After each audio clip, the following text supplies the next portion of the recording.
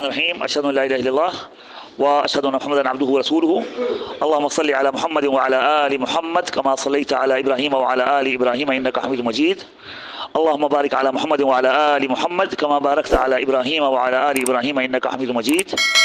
میں ان تمام بھائیوں اور دوستوں کا شکریہ ادا کرتا ہوں جو کہ آج کی اس ملاقات میں تشریف لائے ہیں۔ آج کی ملاقات میں اللہ کی مہربانی سے اللہ کے سب سے عظیم اور پاک اور سچے کلام قرآن کریم کی ایک آیت کے ترجمے اور تشریح کو پیش کیا جائے گا جو کہ سورۃ التوبہ کی آیت نمبر 92 ہے۔ سب سے پہلے یہ سمجھ لیں کہ قرآن پاک اللہ کی سب سے اعلیٰ کتاب ہے، سب سے عظیم کتاب ہے، سب سے سچی کتاب ہے، سب سے اچھی کتاب ہے، سب سے بہترین کتاب ہے، اور قرآن پاک میں سچ کی سچ لکھا ہوا ہے۔ قرآن پاک میں کوئی بھی جھوٹی غلط بات نہیں لکھی ہوئی، قرآن پاک میں کوئی بھی جھوٹی غلط بات نہیں لکھی ہوئی۔ ایک قرآن پاک کی بیان کرتا ہے، ایک بات بھی جھوٹی نہیں ہے، ایک بات بھی غلط نہیں ہے، قرآن پاک میں سچ ہی سچ ہے۔ اچھا بھائی، جس قرآن پاک میں سچ ہی سچ ہے اور جو اللہ کا سچا کلام ہے، اس میں ہم جو ہے دیکھتے ہیں کہ اللہ تعالیٰ نے نبی علیہ السلام کے بارے میں کیا بات بیان فرمائی۔ اللہ تعالیٰ فرماتے ہیں قرآن پاک کی سورۃ التوبہ کی آیت نمبر 92 میں، جو کہ جو ہے 10ویں پارے کے سب سے آخری صفحے میں موجود ہے۔ 10ویں پارے کے سب سے آخری جو ہے اس میں موجود ہے، صفحے کے آخر میں موجود ہے، جہاں 10واں پارہ ختم ہو رہا ہے، اس کے سب سے آخر میں یہ آیت موجود ہے۔ پوری دنیا کا کوئی بھی مسلمان جو ہے دیکھ سکتا ہے۔ تو اس میں اللہ تعالیٰ فرما رہے ہیں وَلَا عَلَى الَّذِينَ إِذَا مَا أَتَوْكَ لِتَحْمِلَهُمْ قُلْتَ لَا أَجِدُ مَا أَحْمِلُكُمْ عَلَيْهِ۔ اے نبی علیہ السلام، ان صحابہ پر بھی کوئی پکڑ نہیں ہے، ان صحابہ کی بھی اللہ تعالیٰ گرفت نہیں فرمائیں گے جو کہ آپ کی خدمت میں اس لیے آئے لِتَحْمِلَهُمْ تاکہ آپ انہیں جنگ کا ساز و سامان دے دیں۔ غریب صحابہ نبی کی خدمت میں اس لیے آئے تاکہ نبی علیہ السلام انہیں جنگ کا ساز و سامان دے دیں، اضافی گھوڑے دے دیں، اضافی اونٹ دے دیں، اضافی اسلحہ دے دیں، سفر کا سامان دے دیں، اس لیے آئے۔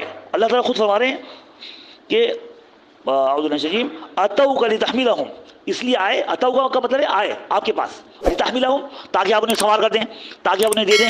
تو آگے اللہ تعالیٰ کیا فرما رہے ہیں؟ سب سے سچے اللہ، سب سے سچے قرآن میں فرما رہے ہیں قُلْتَ لَا أَجِدُ مَا أَحْمِلُكُمْ عَلَيْهِ، تو آپ نبی علیہ السلام نے فرمایا میں ایسی کوئی چیز نہیں پاتا جو تمہیں دے دوں۔ سبحان اللہ، بولیے سبحان اللہ۔ قُلْتَ لَا أَجِدُ مَا أَحْمِلُكُمْ عَلَيْهِ، قُلْتَ کا مطلب آپ نے کہا، قُلْتَ کا مطلب آپ نے کہا، لا اجدو میں نہیں پاتا، ما احملکم علیہ جس پر تمہیں سوار کر دوں، میں محمد علیہ السلام ایسی کوئی چیز نہیں پاتا جس پر تمہیں سوار کر دوں۔ میرے پاس اضافی گھوڑے نہیں ہیں، اضافی اونٹ نہیں ہیں، اضافی اسلحہ نہیں ہے، اضافی ساز و سامان نہیں ہے۔ اچھا تو ہوا کیا؟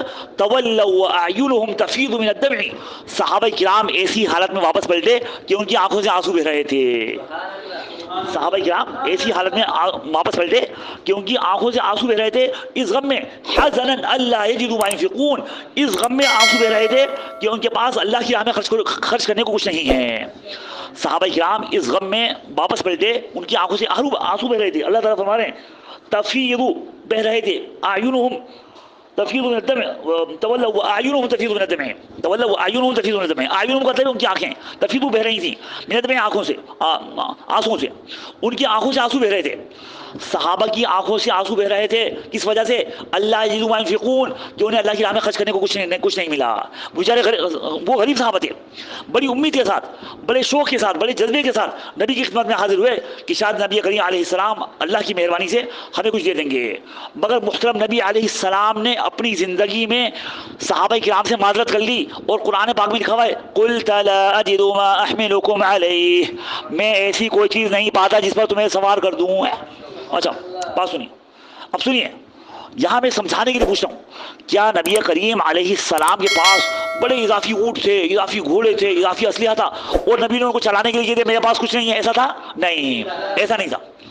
نبی کے پاس نہیں تھا تبھی نہیں دیا، نبی کے پاس نہیں تھا تبھی نہیں دیا۔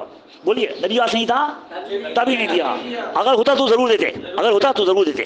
صحیح ہے، یہ بات قرآن پاک سے ثابت ہے کہ نبی علیہ السلام، محترم نبی علیہ السلام، خاتم النبیین، آخری نبی، اللہ کے پیارے رسول، اپنی زندگی میں اپنے صحابہ کی ضرورت پوری نہیں فرما سکے، اپنی زندگی میں، اپنی حیات میں، اپنی زندگی میں صحابہ کی ضرورت پوری نہیں فرما سکے۔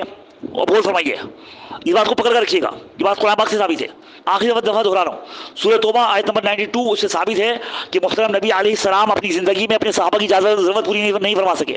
اب سوال یہ پیدا ہوتا ہے، وہ تو میں نے پوچھ لیا کہ کیا فرما سکتے تھے نہیں، یا نہیں فرما سکتے تھے؟ نہیں فرما سکتے تھے، تبھی نہیں فرمائی، اگر فرما سکتے ہوتے تو ضرور فرماتے۔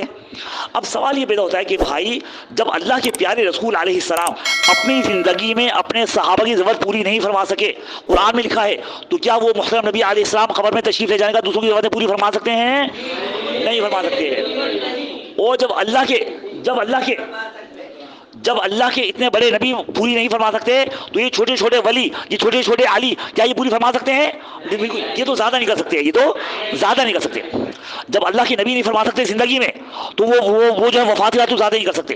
اور جب اللہ کے نبی زندگی میں بھی ضرورتیں پوری نہیں فرما سکتے اور قبر میں تشریف لے جانے کے بعد بھی ضرورتیں پوری نہیں فرما سکتے، تو یہ چھوٹے چھوٹے علی، یہ چھوٹے چھوٹے عبد القادر جیلانی اور یہ چھوٹے چھوٹے علی، چھوٹے چھوٹے ولی، یہ بگنرز، یہ بیبیز، یہ تو زیادہ نہیں کر سکتے، یہ تو زیادہ نہیں کر سکتے۔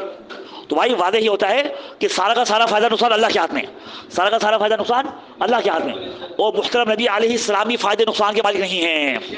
اس بات کو بولیے گا، محترم نبی علیہ السلام بھی فائدے نقصان کے مالک نہیں ہیں۔ محترم نبی علیہ السلام بھی فائدے نقصان کے مالک نہیں ہیں، بولیے گا۔